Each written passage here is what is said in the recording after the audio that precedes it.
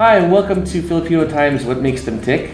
I am your still temporary host, Francis, and we are here with our good friend Enrique Hormillo, who is, race car driver, entrepreneur, car guy, and watch lover. Watch lover, exactly. Watch lover. So thanks for coming, Enrique. No problem, Francis. All right, so I want to go through these watches you have, and they're very different from what we normally look at. Yeah. That's what intrigues me the most. And this one in particular is really, really different. Okay, so that's the Guards Red E46 M3. Yeah. So okay, it's very odd in the sense that the numbers are all in the wrong place. Yeah. For a watch.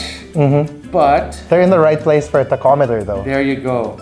And even the design is right down to the tricolor. Yeah. Little emblem over there. So I mean, what drew you to this watch? Well, we have an E46 M3 in our collection. Okay. It's also got a dove gray interior, and it's got the same US spec gauge cluster. Okay. So it's pretty much a watch for when you drive that car. And this is made in Germany. Yeah, it's made in Munich. And what's the movement on this thing?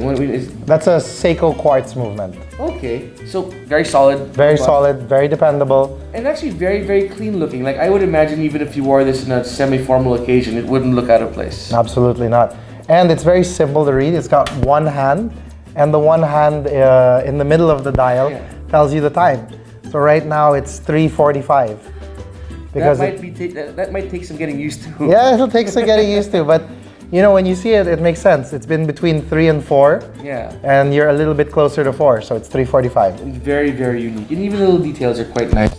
Details in the strap and the buckle. The buckle is quite nice. Yeah, it's all, the brand is engraved on the buckle. It's all in-house, and it's made pretty well. Okay, so you can say this is sort of an homage watch to the tachometer of an E46 M3. Yeah, pretty much. All right, well. And that's one of my favorite cars.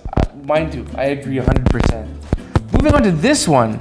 This is also very interesting. It looks sort of like an old Octavia, Hoyer Monza, that era. Yeah. So, can you tell me about the Straton? Okay, so Straton is a small brand that actually got its start on Kickstarter. Okay. And now they become a fully fledged company. They're making Mega Quartz hybrid movements, like the based on the Seiko Kinetic. Okay. They also have automatic movements, like the Valjoux and the ETA movements. All right. And this one is Mega Quartz. Yeah, that's Mega Quartz. Okay, and it says the Mega Quartz chronograph. It's very interesting. Actually, I was gonna say the layout. Obviously, the case is not exactly the same, but the layout's very similar with the bullhead I have here, where the date in the bottom. Yeah. And then the two subdials. But the difference is this one has a rotating bezel. Internal bezel, right? Yeah. So you have to unscrew this. You unscrew the crown. Yeah. So you can unscrew this, and then you can rotate it counterclockwise or clockwise. You have a GMT function right exactly. There. So you've got a GMT and a chrono.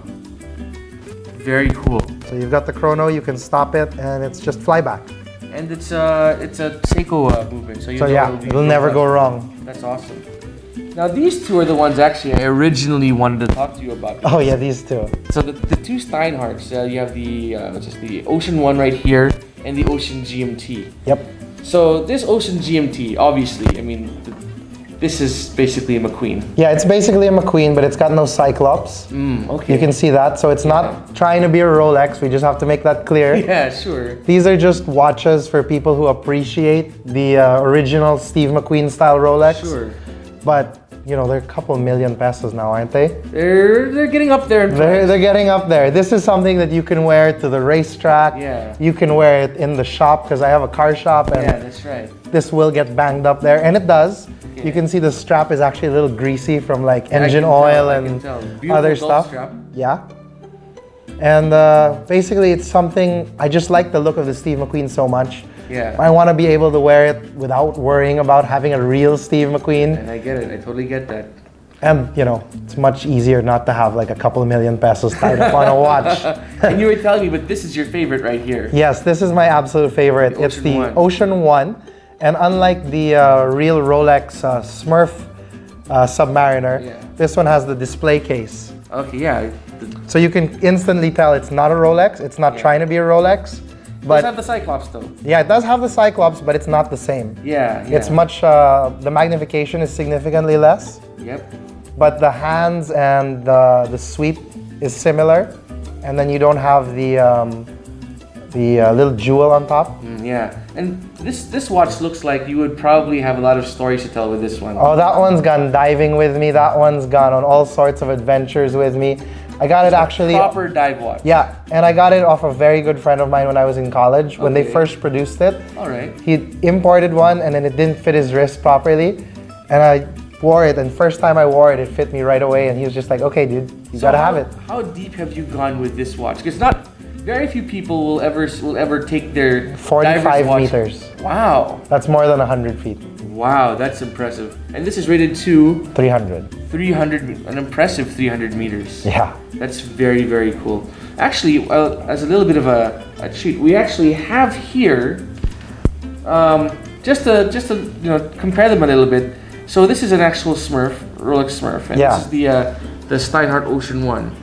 And I mean, obviously the similarities are there, but you can see straight away several major differences with the bracelet and the bezel, the lugs. The flute size is different. Much bigger on this one. It's a little bit more robust, I suppose. This is actually really easy to use with dive gloves on. And you've tested it. Yeah, for sure. I have.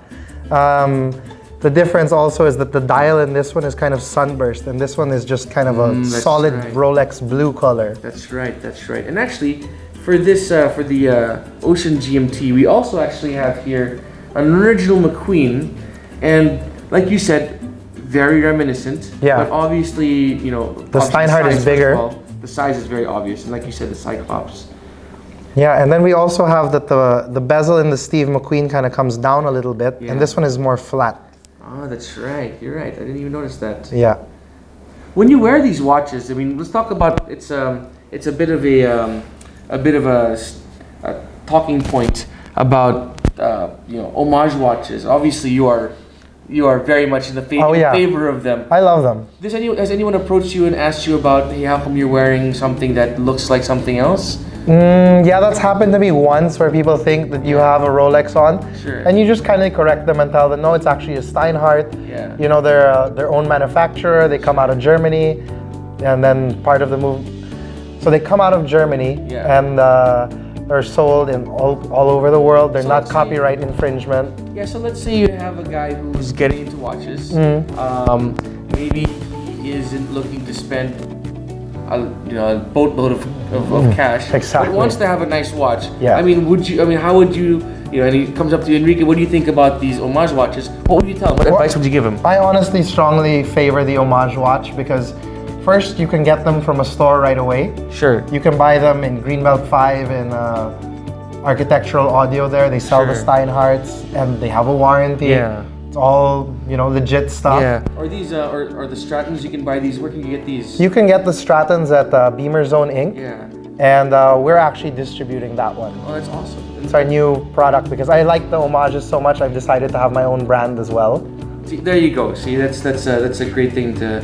You don't just have them. You actually distribute. Yeah, exactly. And we stand by them. Red. So you can also, when you buy it from us, we can send it back if it ever has a defect. That's awesome. And that's peace of mind. Yeah, for people to buy them. So I would, strongly recommend an Homage because one, it's not such a big investment. The most expensive one of these is this one. This is about 40,000 pesos. It's very reasonable. And it's very reasonable. For one that's been 100 meters with you. Yeah, that's 45 meters. I'm sorry, 45 meters is fairly deep. Yeah. So it has the performance. And the other thing is, it doesn't seem to degrade in the salt water. So no matter how many times I've been diving with it, the bezel still rotates quite smoothly. Yeah. The lock of the clasp is totally fine. Yep. There's no rust that's built up anywhere along the body, the links, or any of the internal parts. So it's all good. That's and you can bang it on anything, and it doesn't matter. You could be in the pit, under the car. We at Filipino Time don't recommend you bang around your watches, but it's nice to know you can. No, it's nice to know you can, but it does happen when you're in the pit and you're under the car and you have to fix an oil pan because you're installing a baffle. That's awesome. Well, you know what? Thanks for clearing that up, and thanks for coming, Enrique. All right. I hope you guys enjoyed this episode, and see you at the next one. All right. See you at the next one.